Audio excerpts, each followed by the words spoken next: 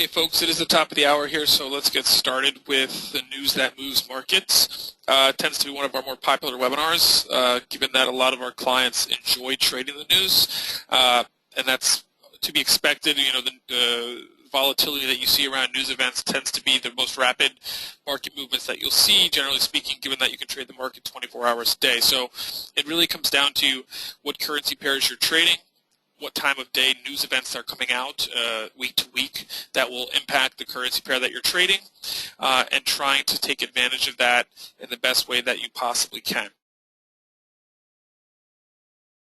So what we're going to cover today is how to go about trading the news in a fashion where we're really managing our risk well, because there's a strong upside to trading the news. You can make a strong amount of profit fairly quickly, okay, but there's also the risk involved with trading news, which is if you're on the wrong side of the trade, you can just as easily lose money quickly. So there's an opportunity there. It's, you know, the name of the game with trading news events is really protecting our account as we go after those profits, and perhaps looking at reward to risk ratios that are a little bit more bold than we generally would otherwise go after, because at the end of the day, if we're going to be looking to trade during these volatile periods, we want to make sure that we make it worth our while, right? So we know that we're swimming in a little bit more dangerous waters than usual when we trade the news, but we're doing it for a reason, right? We're doing it because we know that we can capture a higher level of profit in a shorter period of time than we traditionally can otherwise, and that's why we're doing it. So it's a matter of doing it as smartly as we possibly can, and that's what we're going to cover today.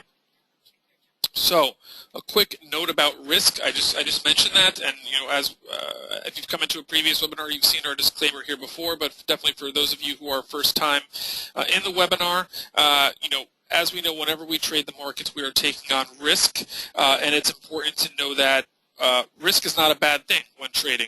So I remember when I first got into the markets a long time ago, whenever I heard the word risk come up, or the possibility of loss, it kind of rubbed me the wrong way, or I got irked by that. But as I stuck with it over the years in trading, I came to realize, and working with different mentors, that risk is not a bad thing at all. In fact, without the risk that's there in the market, the reward would not be there also. And it's a matter of embracing that risk and understanding how to manage it is really, to me, and many of my colleagues would agree, is the key to longevity in the market, which I think we're all aspiring for, right? We all want to make money in the short term, of course. That's always nice to end the week or end the day with a nice profit, but I think everybody's here to make profit year to year in the markets, and that's we always have that in our minds whenever we give our webinars and whenever we cover other aspects of trading. So with respect to this webinar, we always like to ask this kickoff question, which is, what is your favorite news event to trade? We usually get a pretty diverse audience in our webinars, many times mostly live account holders, but we also, if you're new to Currency House, this webinar also is helpful in getting you to know us a little better, know a little bit about how we approach education. It does also give you a little taste of what we cover in our Profit with the Pros course, which I'll touch upon towards the end of the webinar. So for about the next 25 minutes, hopefully you can glean some good information to help your trading. So if there is a news event that you'd like to trade, feel free to pop it into the chat window there. I'll try to give it as much attention as I can, and certainly after the webinar, whatever associate that you're working with here at Currency House will definitely follow up with you to talk more about news trading if it's something you really want to pursue. So interest rates. Interest rates are critical whenever we look at what news events are out there to trade. There's a reason, if you look at any economic calendar, and in a minute here we're going to take a look at a snapshot of the economic calendar for this week. We don't have any big interest rate decisions on the docket this week, but we do have some coming up. And we certainly in 2015 have seen that interest rates have played a major factor in what has happened to currency prices thus far. So here you can basically see for the major economies around the world where we presently sit for each of these countries. So in the U.S., we're still at 0.25%, but probably the most news that you're going to read about when it comes to interest rates is how soon will the U.S. begin to raise rates, right? That's the big question. So everybody's been closely watching non-farm payrolls the first Friday of every month. This month, earlier last week, we saw that job creation in the U.S. for the first time in 13 months was under 200,000 jobs. It still came in fairly strong, but it failed to reach that 200,000 job figure that it had for the previous 12 months. So, people were trying to read into that. Does that mean, we're not going to see rate hikes until September? Well, in fact, from recent speak from the central bank, we've gleaned that actually looking at the next rate hike, or the first rate hike in a while, will come most likely in June. And what has the euro-US dollar done this week? It has fallen. Okay, so really what's being priced in there is the reality that U.S. interest rate hikes are going to be coming sooner than later. The Eurozone is already engaged in rounds of quantitative easing, about $60 billion per month, okay, which is higher than what they were originally planning of $50 billion. So you basically are facing a situation there between the euro, where you can see right now they're sitting at 0.05% rates. They basically are right at zero, okay. The only way they can continue to help support their economy is by injecting more euros into the economy, which is what they're doing with their quantitative easing program. So they're basically where, for all intents and purposes, where the U.S. was, after the 2008 financial crisis, where basically the central bank was left with no more room to maneuver as far as interest rates go. So they had to engage in this quantitative easing program, which, was successful. I think most would argue for the U.S. The Eurozone is different, though, right? It's not just one country. It's a collection of countries, each with their own individual agendas. And you've seen the the rancor that's been going on between Greece and Germany, and people, they're not in agreement. So who's to say that quantitative easing in the Eurozone is going to work the same way it did in the U.S.? And that uncertainty has further weakened the euro against the U.S. dollar. So, this isn't, we're not going to go, speak for the full webinar about the euro-U.S. dollar, but it is the most heavily traded currency pair. And so when we look at news events, traders primarily, or in large part, like to look at what's happening in the Eurozone, what's happening in the U.S., especially if they're trading that U.S. dollar currency pair, or the euro-U.S. dollar currency pair. And for non-farm payrolls, the first Friday of every month, the euro-U.S. dollar is the purest play when it comes to trading that news event. It's the currency pair that tends to respond the most predictably month to month. So a lot of times you'll see that whipsaw in the euro-U.S. dollar right after non-farm payrolls. The expression "buy the rumor, sell the news." Oftentimes you see that work out very well with the euro-U.S. dollar currency pair, and we're going to get into that a little bit more here as we progress forward. But the take-home point for this particular slide is it is important to have a pulse on where interest rates are. For some of these, if you're not trading the currency pair, like let's say you're not trading the New Zealand dollar at all, then it's not very important to know where that interest rate is. But for the pairs that you are trading, it's good to know where we're at, how close we are to zero in some cases, what direction the rates are moving in. So in Australia, they've just started to undertake a rate cut cycle, so they've moved from 2.5 to 2.25. All expectations are they're going to continue. In fact, the next rate cut might be 50 basis points, not 25 basis points. So a lot of people are short short the Australian dollar right now, I can tell you, and that is with the anticipation that they will continue to cut rates and probably start cutting aggressively if their economy continues to underperform. Canada is similar. They cut earlier in January from 1% to 0.75%. That was actually unexpected. Most analysts and even analysts out of Canada did not see that coming. So I think the next time they meet is April 15th. Many are expecting a cut again, so it could be going down to 0.5%. We're going to focus on that for today's webinar as far as the news that we want to pay attention to, because we also have significant Canadian data coming out tomorrow in the unemployment rate and the job creation figures. So we'll move on from the rate chart. If you want to chat with us further about that, we can do that individually with you. And here's a little snapshot of a portion of this week's economic calendar. It's already Thursday, so not too many more announcements coming out before the end of the week. But the ones that have significance here, you can see the Canadian net change in employment. Okay, last month, Canada actually lost jobs. So 1,000 job loss was the previous figure. The net change is actually the analysts behind this economic calendar expect the growth rate to basically be zero, so no new jobs created, but none lost either. So better than the previous month, but nothing really to write home about. 6.8% is where the current unemployment rate sits. So This could largely be a non-event if it comes in unexpected, or excuse me, as expected. Okay, so pretty much in line. But if it doesn't, and this is really how a lot of traders like to trade news announcements. So they look at what the expectation is, especially with jobs. More often than not, it's no analyst has cornered the market on reliably predicting how job numbers are going to come out. Like, there's no one who month to month can do this with success. And for that reason, a lot of traders will look at what the expectations are and form an opinion one way or the other.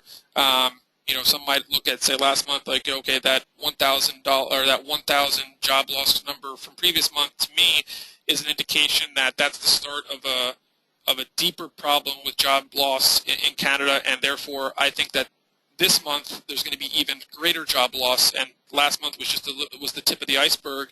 And somebody who forms that opinion will then take the next step of saying, okay, how do I take advantage of that opinion when the news event comes out? How do I take advantage of the opinion I have to try to make money? And that's really what trading news events is about.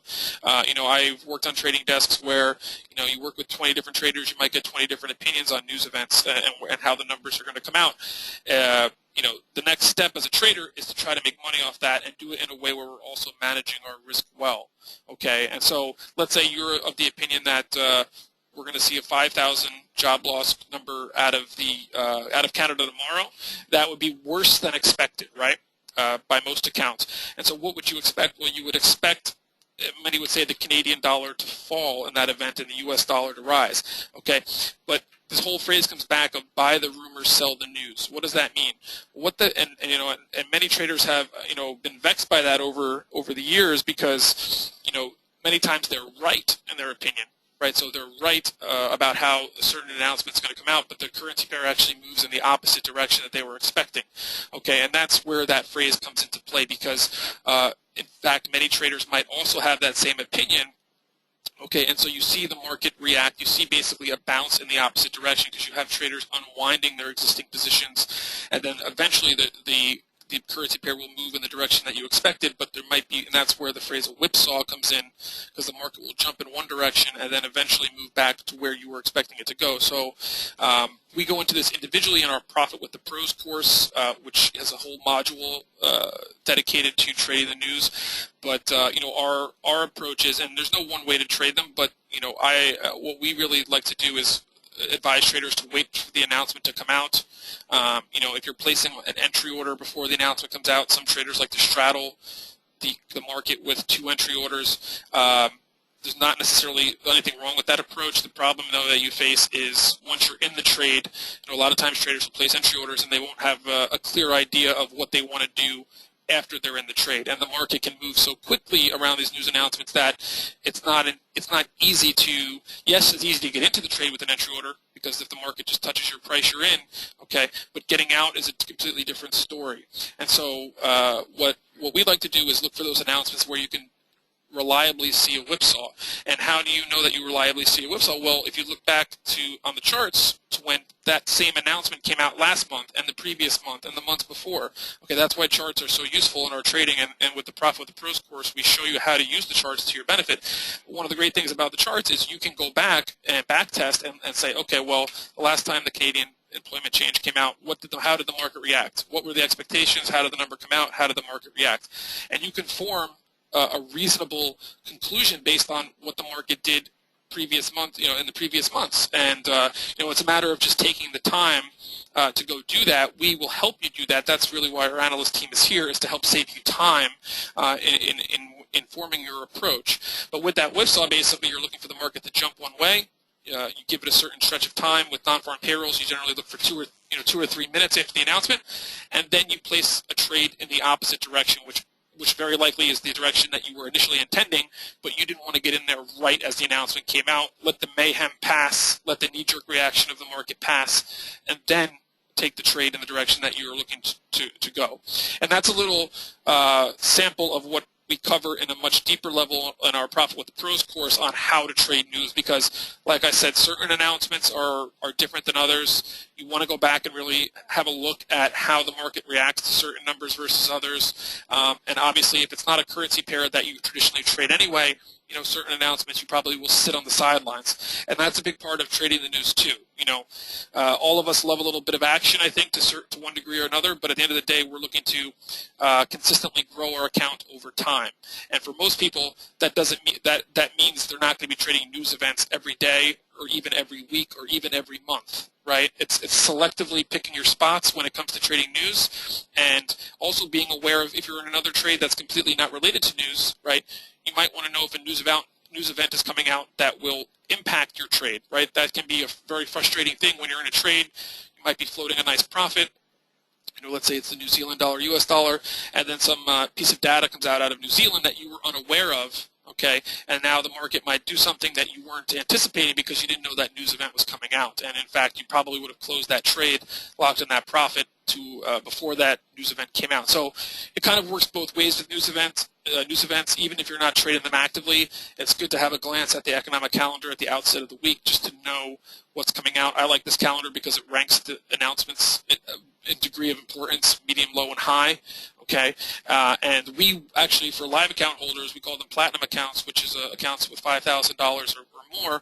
We actually will walk you through the economic calendar together at the beginning of the week, take a look at what you might be trading. For many of our platinum clients, we're aware what they like to trade or what they gravitate towards, and so it's a very efficient, 10-minute phone call at the beginning of the week where we basically go through the calendar, glance at what they might find important, and how what should be the strategy of how to approach that announcement if they want to trade it. And many of our platinum clients, I think, really like that. It keeps them in the zone week to week. It brings them back to center. We all know. I know. After a busy weekend of things to do, you come back to your trading screen. You come back to the economic calendar, and some of our clients really like that. That this brings them back into focus at the beginning of the week as far as what they need to pay attention to. So that's a little picture of what's going on. Looking at that Canadian unemployment rate, 6.8%, we like to pull in some scoops of what we call scoops of the week, some data that will, or some commentary from banks primarily that might shed some light on what we're looking at. I really, there's, if you've been in the markets for a little while, the FX market for a while, you know that you can get a lot of information in a lot of places. I prefer to get outside of our own analyst team, who we all share feedback here with each other every day. But beyond that, I really find that banks are the best source, because at the end of the day, bank dealers have a bird's eye view of order flow in the market and trading sentiment, right? Because they see the biggest orders coming through, and the FX market again is an over-the-counter market, right? There's no one final exchange where trades are executed. Ultimately, banks are the final liquidity providers in the market, and so if you knew that, then you probably would agree that the commentary that's coming out of the banks is the most significant, because they can see trader sentiment better than anybody. They can see the ratio of long traders to short traders, right, in any given currency pair. That's valuable information to have. We actually do have that as well, which we share with live account holders on a day-to-day basis. But this comment from one of the banks I found interesting today, which is talking about the upcoming interest rate decision in Canada. Tomorrow's economic news job number will affect that, and the quote here is, regarding the issue of zero interest rates. Right now we're at 0.75 in Canada. Regarding the issue of zero interest rates, which a former Bank of Canada advisor refers to as inescapable. Right? So what they're saying there is Canada is going to move closer and closer to 0% sooner than later. Okay. When the next interest rate decision on April 15th takes place, I see this as being priced in by the market already. However, with an inflation rate of 1%, Canada has so far not experienced deflationary trends. Similar to Europe, Canada will follow in the footsteps of Europe and Japan in this type of quantitative easing. However, with consumer spending increasing at a similar rate as that of the United States, I do not foresee a situation where lower rates could hurt the inflation outlook significantly, as Canada has still managed to maintain its inflation at 1% in spite of lower oil prices. So this is interesting. Basically what this quote is saying is that the reduction of rates that we're seeing in Canada do not coincide with the same debilitating economy that you might see in other countries that are lowering rates as well, or engaging in quantitative easing, case in point, the Eurozone, right? So although Canada is engaging in rate cuts, the situation is not nearly as dire as you're seeing in places like Europe. In fact, inflation seems to be ticking upwards, so it's kind of, it's somewhat of a unique situation. And really, if you read between the lines, what this banker is seeing is that the Canadian dollar in the short term won't fall much further, despite the fact, and this is kind of, again, having a grasp of what is already priced into the market. On April 15th, if Canada does lower rates from 0.75 to 0.5, basically what this banker is saying, don't expect the Canadian dollar to plummet after that announcement because the market's already pricing it in, right? The expectation is already there. Inflation is ticking upwards, so in many respects Canada's doing okay, but it makes sense for them to continue rates. So, in fact, if you knew the sentiment of what a lot of traders are looking at U.S. Canadian dollar right now, and a very high percentage of traders are long the U.S. dollar and short the Canadian dollar, right?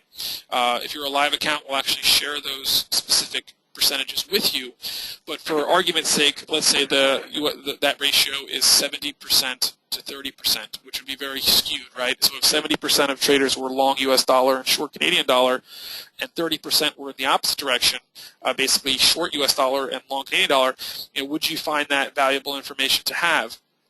And after you traded long enough, you would see that that is really valuable information because many times markets are contrarian, so the herd is wrong, right? Especially among retail traders. Retail traders, historically love to try to pick tops and bottoms in the market, and that's why institutional traders at the banks want to know what retail traders are doing. Because if they see these ratios become skewed, they pick up on that and they say, okay, we have a lot of U.S. Canadian dollar traders right now trying to buy a bottom. They think that this is bottoming out and it's a time to buy when in fact it's not, and the trend will continue. And so what you do in those instances, sentiment traders want to do the opposite of what the majority are doing. And that's why they value that data.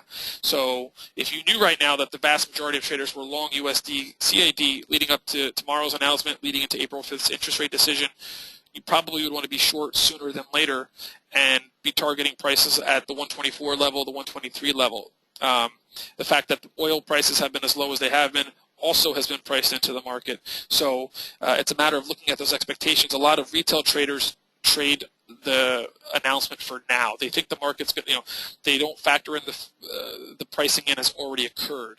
And so some retail traders do. It's not, of course, and that's the purpose of the webinar, is to help shed light on that and help bring you guys shorten the learning curve for some of these topics and make you money in the very short term. And this will be a very interesting pair to trade tomorrow or leading into tomorrow if you already have a live account. But by April 15th, which is still we still have a few days before that, if you're in the process of opening a live account and getting funds in there, you might want to do that sooner than later so that the short side of USD CAD looks like has strong potential there to capture some profit.